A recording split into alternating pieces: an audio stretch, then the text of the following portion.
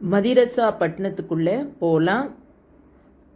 மதரசா பட்டணத்தின் இட அமைப்பும் தொழில்துறைகளும் போக்குவரத்து வசதிகளும் அதன் வளர்ச்சிக்கும் உயர்வுக்கும் காரணமாய் அமைந்ததை நன்கு அறியலாம். சோழமண்டல கடற்கரை என சொல்லப்படும் வங்காள விரிகுடா கடற்கரைக்கு மத்தியில் மதரசா பட்டணம் அமைந்துள்ளது.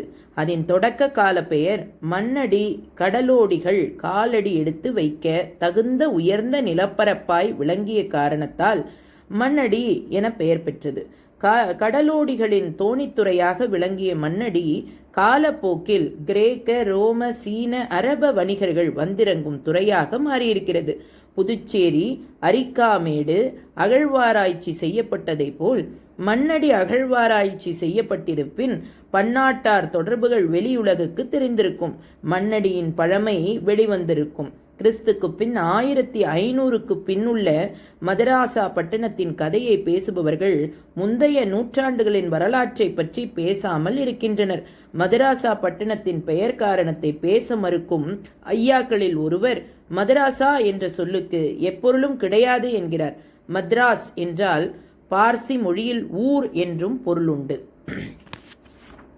தமிழர்களில் அறிஞர்கள் மட்டுமல்ல, ஒரு சிற்றூர் தமிழர் கூட பொருள் பொதிந்த சொல்லை சொல்ல வல்லமை பெற்றவர். இன்று புழக்கத்தில் உள்ள பாதாள சாக்கடை என்ற பொருள் பொதிந்த சொல்லை சாதாரணமாக கூறியவர் ஒரு சிற்றூர் பாமரர்.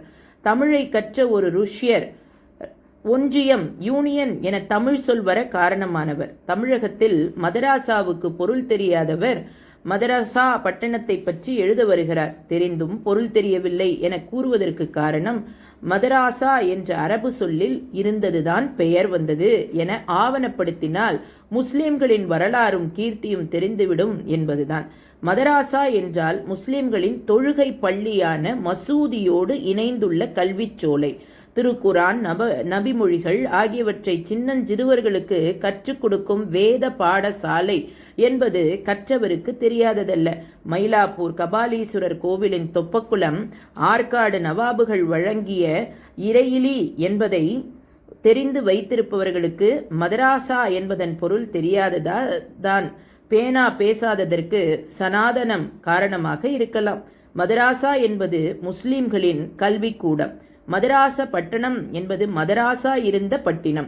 இஸ்லாத்தின் தொடக்க காலத்தில் கிழக்கு கரையோர பட்டினங்களில் கீர்த்தியோடு விளங்கிய மண்ணடி பட்டணத்தில் இருந்த மதராசா சீரோடும் சிறப்போடும் ஒரே மதராசாவாக செயல்பட்டு வந்ததால் 100 மைல்கள் மதராசா தொடர்கிறது.